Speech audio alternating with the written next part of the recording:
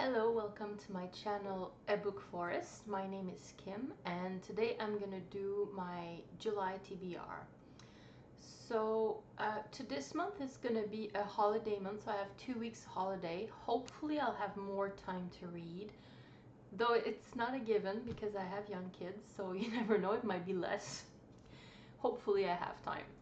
So the first thing I'm gonna read probably in July is Rhythm of War. I'm finishing Oathbringer. Like, I finished Oathbringer and I just loved it so much. I'm having so much fun with this. It's the best thing ever. And now that I'm gonna read that in July, and I'm gonna have to wait 4 months to read the fifth book because it doesn't come out until December. And I'm so glad I did not read those before, because if I had had to wait years in between books, I don't know how it would have been tough. So yeah, I'm glad I waited to start this series, but I'm glad I'm binging it as well. So good. Next, I'm gonna read. I felt a bit more like I've been reading a lot of fantasy, and I felt I need a bit more of a classic. So I'm gonna read Daniel Deronda by George Eliot. Confidence, I've already started this like months ago, like last year. A bit of the same thing that happened with The Way of Kings. When I started it, I was at the beginning of a massive reading slump. Like, it lasted for months. So I just did not finish it. I'm not I don't have that much further to read, so it's not gonna take long. I'm almost at the end, so I'm just mentioning it because I'm probably gonna finish this in July. Obviously I wouldn't be able to read Rhythm of War and this at the same time. Like, in my current life, it's just not, well, in my current life and the way I'm doing things, it's not possible. Hopefully, the more I do booktube, the more I'll be able to read per month. Like, get a good habit, like start listening to less videos, less YouTube, and read more books. But for now, it's working fine.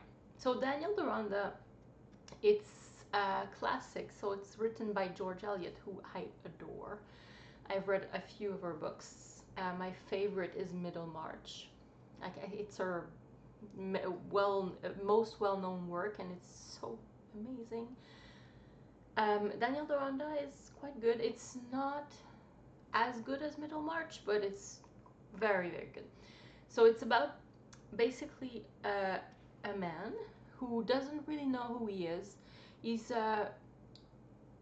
sort of like a ward of a very well-known, very noble man in society.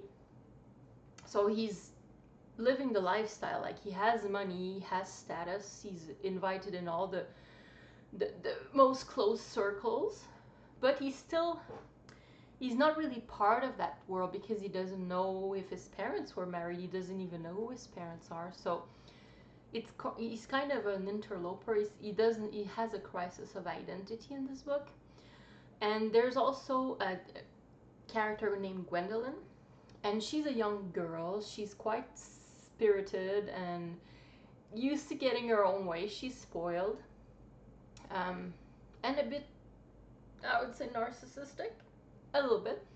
So she basically has to make a choice between money and virtue, or money and her moral compass, and that the results of what she chooses is very interesting. And Daniel Deronda, obviously, he knows her. So he's like the link between all the characters in this book. So, like, there's two different plots. Like, there's this Gwendolyn portion where she needs to decide what to do with her life, but she's a lady. And then there's also a side plot in this, not the slums, but in a very different type of neighborhood in London. Daniel Deronda goes to the Jewish neighborhood in London to find someone's family that he met. So it's all very different. Like I've never seen that done in a classic, a Victorian classic before. It's really interesting. Like it's George Eliot's view of this society, and yeah, very enjoyable. There's also quite a good adaptation done by the BBC with Hugh Bonneville. He's the one who plays. He's in Downton Abbey. He does. He's a lord in Downton Abbey, and this actor is just so good. He does a lot of different roles, and in this adaptation, he's so evil, amazing. Like you wouldn't believe he can do that, but he can.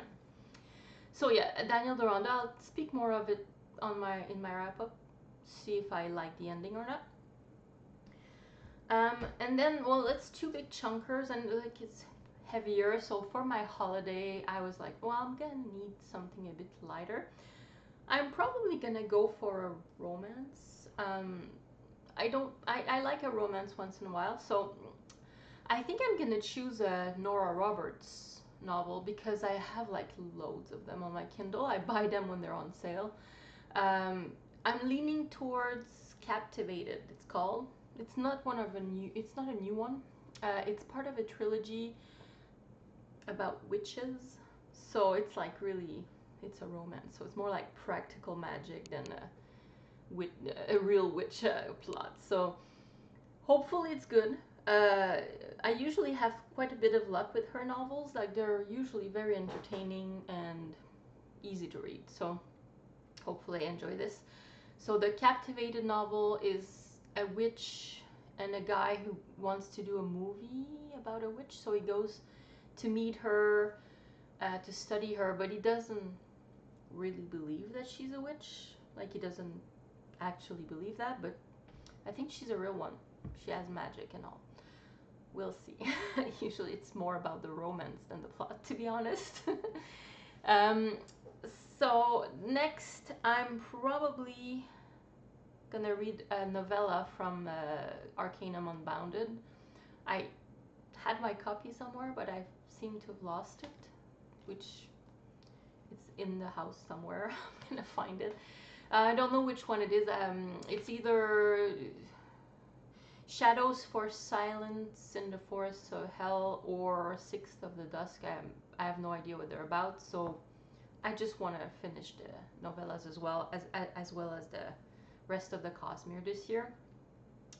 We'll see. And then last but not least, I was craving a bit of nonfiction. I usually like a little bit of a biography on an author or someone I like, an artist, something like that. I prefer like the older artists, like painters and writers. And I just stumbled upon this little gem here. It's called The Alpine Path by Lucy Maud Montgomery. So L.M. Montgomery, I think most people know her as. She's the author of Anne of Green Gables. I think everybody knows that series. So it's an autobiography, so it's not very big. It's very tiny. But I think she's writing like the story of her career, basically how that all happened. And I'm really fascinated because I've been reading Lucy Maud Montgomery for like more than 30 years. And she's part of my soul at this point. I've read all of her books except for her journals. That's the next thing I would read from her. She has a lot of her journals and from through all the years. So that could be one of my next reads from her. I might do videos about her other works because I think most people know Anne of Green Gables. I don't know if they know that it's an 8-book series, and she's written loads of other things that are absolutely wonderful. The Alpine Path is something that I've read before in her books. She talks about it in Emily of the New Moon. So it's a little trilogy she does. It's similar, like it's an orphan girl going to live with aunts, but it's a bit different. So it's more about a writer. Like little girl is a writer, and she has the soul of the writer. I think it's similar to what she would have felt.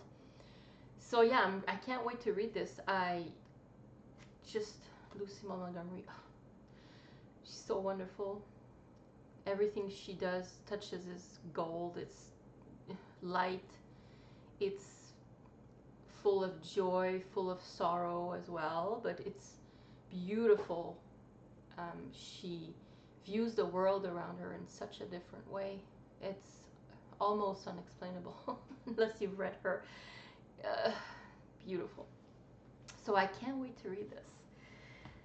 So yeah, this is what I'm gonna read in July. Let me know what you're gonna read.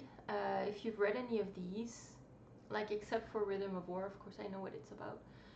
Um, Let me know what you thought about them, and yeah, hopefully I'll enjoy those. Have a great reading month. Bye.